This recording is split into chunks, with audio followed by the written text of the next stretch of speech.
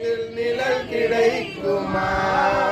விழி கிடைக்குமா? அபய கரம் கிடைக்குமா? குருநாதன் சரணத்தில் நிழல் கிடைக்குமா?